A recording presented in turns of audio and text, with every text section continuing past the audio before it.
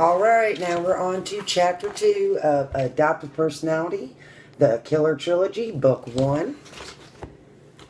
Now, if you're smart, you've already listened to the opening poem and to Chapter 1, and I'm getting ready to read Chapter 2. And again, this book is rated R. If you're 18, log off, don't listen, don't do any of that. I don't want you to. This is Part 1, The Fire, Chapter 2. The next thing I knew, I was waking up in the hospital. My chest hurt when I took a breath. A tube connected oxygen to my nose. I felt exhaustion continuing to suck at my body. A nurse was taking my vitals and left to find a doctor. An older man in a white lab coat entered the room. "Hi, Eve. My name is Dr. Henry. An ambulance brought you here because there was a fire at your house. You're suffering from smoke inhalation. I hear a neighbor saved your life." He looked through my chart as he continued. "We are going to keep you on oxygen a little longer and continue to observe you. You could be released tomorrow. We'll keep an eye on you." He wasn't done. "There are 2 officers waiting to speak with you. After you speak with them, I want you to get some more rest." With that, he exited the room as the officers entered. I scrutinized the officers as they made their way to my bed. One looked to be about 6'2" and very slender, at mid to late 20s. He resembled a stick. He must be a rookie. The other cop had to be mid to late 30s and stood about 5'9", but looked a little soft around the middle. This one reminds me of a doughboy. "I'm Officer McCaffrey," said Beanpole, "and this is Officer Hooligan," as he pointed to Doughboy. "I'm sorry to have to tell you this, but your parents didn't make it out of the fire. We're the officers in charge of taking your statement. We're very sorry for your loss." I nodded and looked down. I used my pain hoping it made me look sad. I was able to squeak out a few tears for their benefit. They gave me a minute before the next one spoke. "Do you know where in the house the fire started?" Hooligan asked me. "I fell asleep in the den across from my parents' bedroom. I woke up coughing and made my way into the hallway. I saw most of the living room was already ablaze." I made sure to put a hitch in my voice as I answered their questions. McCaffrey had a notepad and was scribbling away while Hooligan continued with the questions. "Were you the only one awake?" Hooligan inquired. "When I went to my parents' bedroom, I saw my mother trying to wake my father. The fire took over the room and I couldn't get to them. They were trapped inside. I ran to the phone and dialed 911. I figured the closer I stayed to the truth, the better off I would be. That way I'll be less likely to slip up. Don't want any suspicion to come up when an investigator looks at my statement." The operator told me to get out of the house. I tried to get out. I don't remember anything after the 911 call. Oh God, I just left my parents there. I buried my face in my hands. "Your neighbor pulled you out. You must have made it to the back door before you passed out." Hooligan looked uncomfortable at my distress. "We're going to file our report and a detective will be contacting you for a follow-up. Get some rest. Again, we're sorry for your loss." With that, I was once again alone. As far as I could tell, I was in the clear and flying free. I am a phoenix. I rise from the ashes reborn. I would have to talk to a detective before all was said and done, but I would take care of that when it happened. The next day I had a new visitor. "Hi, my name is Rhonda Carter, and I will be your social worker. I will be working on finding you somewhere to live. I know you're really tired, so we can do all the paperwork later. When the hospital releases you tomorrow, I'll be back to pick you up." She was gone as quick as she appeared. I spent my time in the hospital getting caught up on my rest. I didn't have to worry about my father anymore. I could sleep worry-free. I dozed in and out throughout the day. The nurses came in to check on me, too. The doctor came in again the next morning to tell me I was being released. Miss Connor picked me up, and it didn't take long to ride to the office. It was a couple of blocks from the hospital. The building was brick, and it looked probably 5 or 6 floors tall. Once inside, she handed me a t-shirt, a pair of shorts, asked me what size shoe I wore, and then led me to the bathroom. When I changed my clothes and came back to the office, Miss Connor gave me a pair of cheap plastic flip-flops. "How old are you, Eve? Do you have any family we could call?" she asked. "I'm 15 and I don't have any family left. It was just me and my parents," I replied in a low tone. "You're going to have to stay in a group home until I find foster parents for you," she informed me. "I'm going to give you a stack of paperwork. I want you to go out to the lobby and fill them out for me," she said, handing me a clipboard with forms. I returned the paperwork when I was done. I wanted company, but Rhonda had to make calls and see clients, so I went to the waiting room and sat down. I perused through a stack of magazines on the coffee table, but found nothing interesting. I ended up sitting out in the waiting room all morning, through lunch, and well into the afternoon. Someone brought me a sandwich at lunchtime. After I finished eating, I stretched out on the couch and succumbed to the exhaustion sucking my body into unconsciousness. Miss Connor shook me a few hours later and told me we were ready to leave. We rode in silence as the building and scenery disappeared into the darkness. When we finally arrived, Miss Connor got out, walking me to the door. We walked around the car to the sidewalk. There was a sign posted in the yard next to the walk stating the name of the home as Springer Fields Group Home. It was a large 3-story house with a wraparound porch. I liked the house from the outside. It looked like a smaller version from Gone with the Wind. I'll probably have a foster family set up sometime tomorrow, Miss Connor said, interrupting my thoughts. She must have called ahead because the door opened as we went up the stairs. In the doorframe stood a woman in her mid-40s with brown hair and round rosy cheeks. Her face was very pleasant. Hi, I'm Miss Betty Gaffney. Why don't you go in and meet the kids while I have a private word with Miss Connor?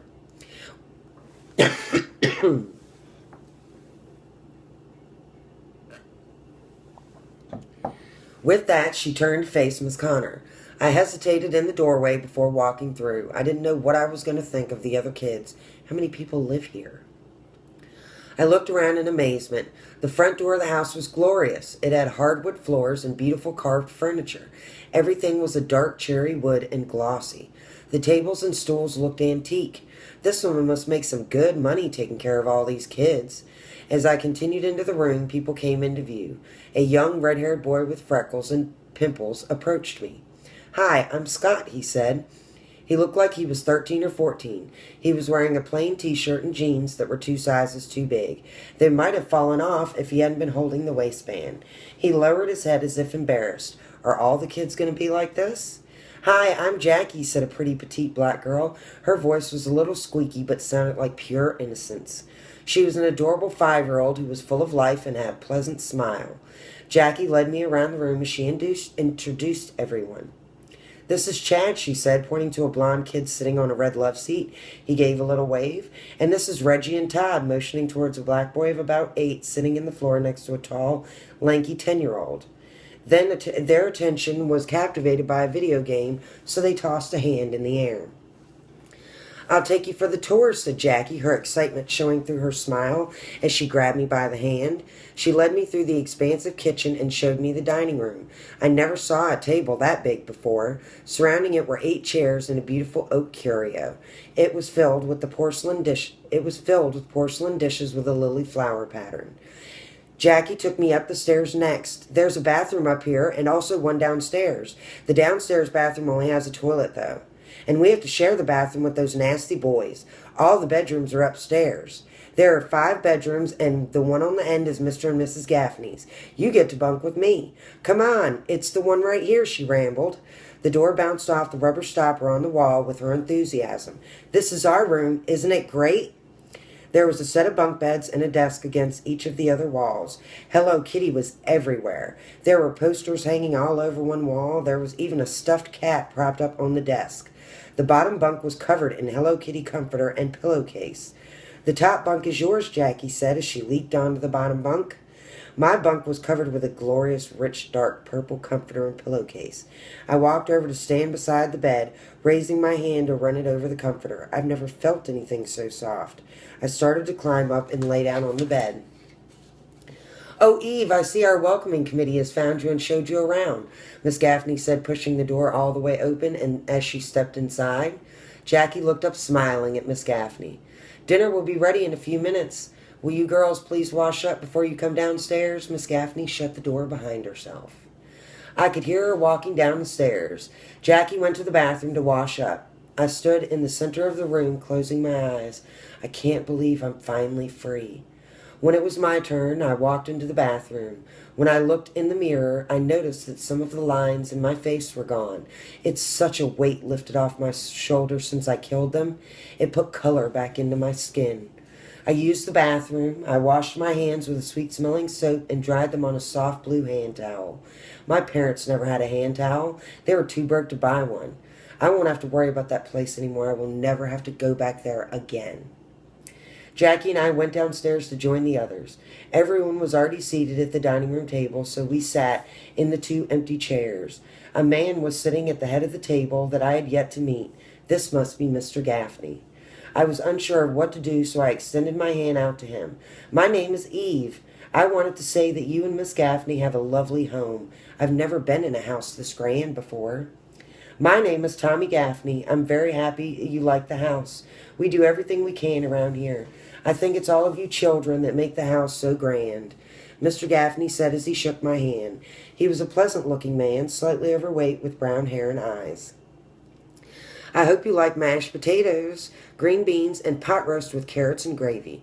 We'll be serving the salad first, though, said Miss Gaffney as she finished bringing the last of the dishes to the table. Scott, will you please say grace? Everyone bowed their heads as Scott prayed. Dear Lord, thank you for this food. Thank you for the nourishment of our bodies. Please watch over the Gaffneys and everyone here at this table. Watch over us throughout our lives and make us safe. Bless this food Miss Gaffney has prepared. Amen.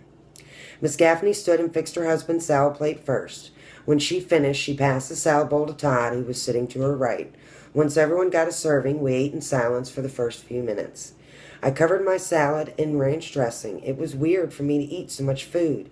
I usually didn't eat this much in a whole day. When everyone finished their salads, Reggie cleared the plates from the table, taking them to the kitchen. When Reggie was once again seated, the main course was passed around after Miss Gaffney fixed her husband's plate. The meal was large and appetizing. Chad caught me taking everything in. We have a system around here. Everyone helps out. We have a list we look at each day that's posted on the refrigerator. Miss Gaffney spoke up. When dinner is over, Chad will rinse the dishes, and you can put them into the dishwasher. I've never even seen a dishwasher. How do I load it? Can I get it to work? After you've loaded the dishes, I'm going to take you to Walmart and get you a couple of outfits. Miss Connor left some money for them since you lost all yours in the fire. I really didn't want to go clothes shopping. It always made me feel fat. Since I started my period at 11, I was by no means flat-chested. It was always so hard to find shirts that fit. They were usually too low-cut or weren't long enough for my comfort. This food is delicious, Miss Gaffney. I remained quiet the rest of the meal. Everyone else's voices were background noise. Maybe I could go in and find 3 or 4 pairs of jogging pants and some large t-shirts. When everyone was finished eating, Todd collected the dishes and took them into the kitchen. Miss Gaffney got up and left the room, coming back with 2 cups of coffee. She placed one in front of her husband and sat down with the other. When Todd took all the dishes in the kitchen, Chad and I got up and left the table. Chad handed the dishes to me as he rinsed them. You put the silverware here, he pointed out, and the plates and cups go here like this. Like this, I inquired. Yep, you got it, he said, before showing me where the soap was and how to put it in the machine. He showed me which buttons to push. I felt totally at ease. He made it easy. Miss Gaffney was waiting for me in the hall when I got finished. You can use Scott's coat until we can get you one. Thank you, I said as I put the jacket on. The arms fit fine, but the back was tight. The front wouldn't button because of my chest size. I left it open like I did it on purpose and walked to the front door with Miss Gaffney. Heading down the porch steps, we made our way towards the blue minivan parked in the driveway. The ride to Walmart was short, and we found a spot close to the front. We walked into the store and headed straight for the clothes section. I want you to pick out a light and a heavy jacket, Miss Gaffney said. I searched the rack until I found jackets with the correct size and fit. I made sure both wouldn't call attention to my chest. We headed over to the shirt section next. There was a shelved plain t-shirt display holding different colors. I chose one in black, white, red, blue, green, and gray. What about these other shirts? Miss Gaffney tried with no luck. I like my shirts baggy, I replied as I headed over to the jogging pants display and looked through the colors. You can get 2 pairs of jogging pants, but you have to get 1 pair of dress pants and 2 pairs of jeans, Miss Gaffney stated.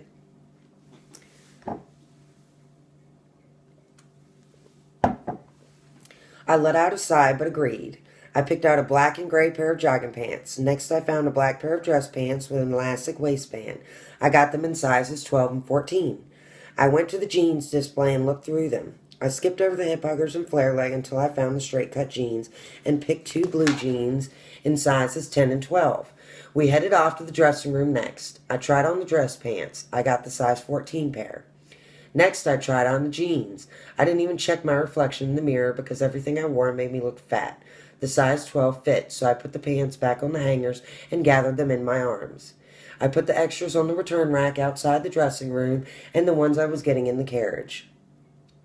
We picked out 2 packs of socks and 3 packs of underwear on the way to the shoe department.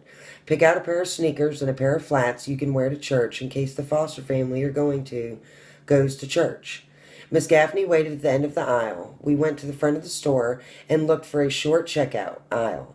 We waited through the line, Miss Gaffney paid, and then we headed back out to the car. I have extra toothbrushes in the closet in the downstairs bathroom. Everyone will probably be asleep by the time we get back, she said as we headed back to the house. I went upstairs to put my clothes in my room. I put the bags down on the empty desk on my side of the room. Miss Gaffney was waiting with the toothbrush and a comb in the hallway. I went back into the bedroom, getting one of my new t-shirts and a pair of jogging pants I could wear to bed. I headed to the bathroom, brushed my teeth and hair, and washed my face. I changed my clothes and put the dirty ones in the hamper against the wall. I went back to the room and climbed up into my bunk. Jackie was spread out fast asleep on her bunk with a leg dangling off the side. I lay in the bed staring at the ceiling. Will I have a nightmare? Well, at least that's all it will be since I killed Father. He will never touch me again. I snuggled myself against the pillow. With the comforter pulled up under my arms, I felt surrounded in soft warmth. I closed my eyes, sighed, and fell asleep in the next instant. I woke in the morning feeling refreshed. Yay, no nightmares. The day looked brighter as I peered over the edge of the bed to see Jackie waiting. Her small frame was sitting Indian style on the bottom bunk, awaiting a glimpse. Let's go brush our teeth. Then we can look around outside. There's a tire swing. We can play in here if you want to. We can even see what chores we have on the list, she said, her excitement evident. I looked down at her puzzled. Did I miss out when I was 5? I couldn't remember being excited at that age. Was that what childhood should have been like for me? I climbed down from the bed and smiled at Jackie. I went to use the bathroom, but Reggie was in there. I went back to our bedroom and grabbed what I wanted to wear for the day. I got a towel and washcloth from the linen closet on my way, and the bathroom was free when I got back. After I showered and dressed, I went downstairs. Reggie, Chad, and Jackie were sitting at the table. Miss Gaffney was at the refrigerator. I sat down, and Miss Gaffney put milk, a bowl, and a spoon down in front of me. There were 3 boxes of cereal in the center of the table. I chose Honey Nut Cheerios and poured myself a bowl.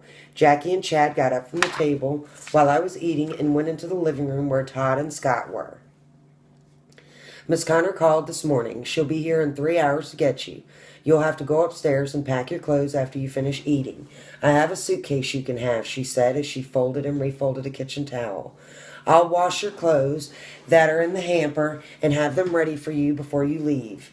After you finish your breakfast, you can do whatever you wish until it's time to go. She bustled around the kitchen cleaning up. Okay was all I could think to say. I have to leave already? I like this place. I wish I could stay here, but I knew this was temporary. Miss Connors told me she would be here today.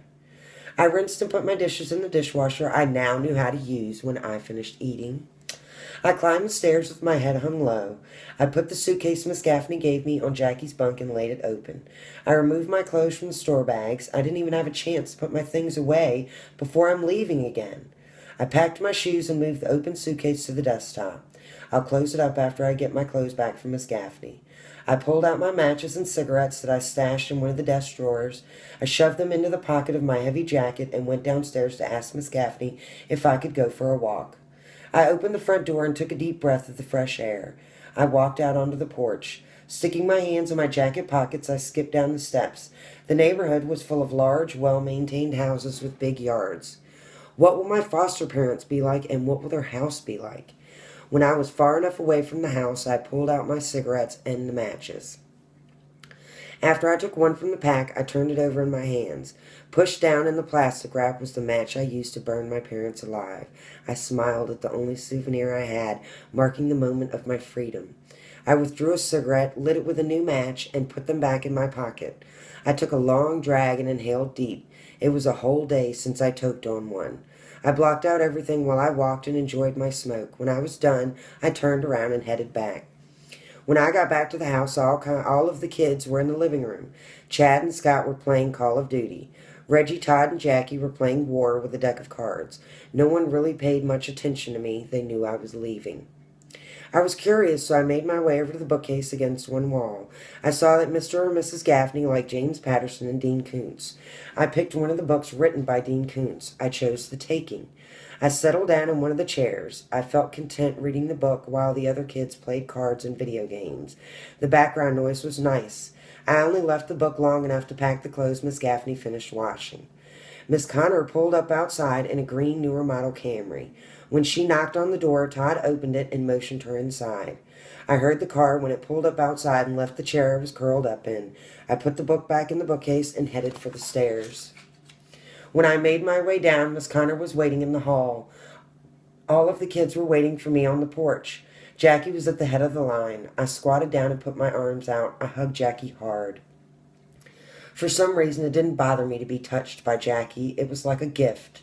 The little girl was crying as I backed up. I didn't know how to respond to the boys. I bowed my head and I turned to each one as I said goodbye. Miss Gaffney hugged me and turned the children around, heading everyone back in the house, and shut the door. And that's the end of Chapter 2.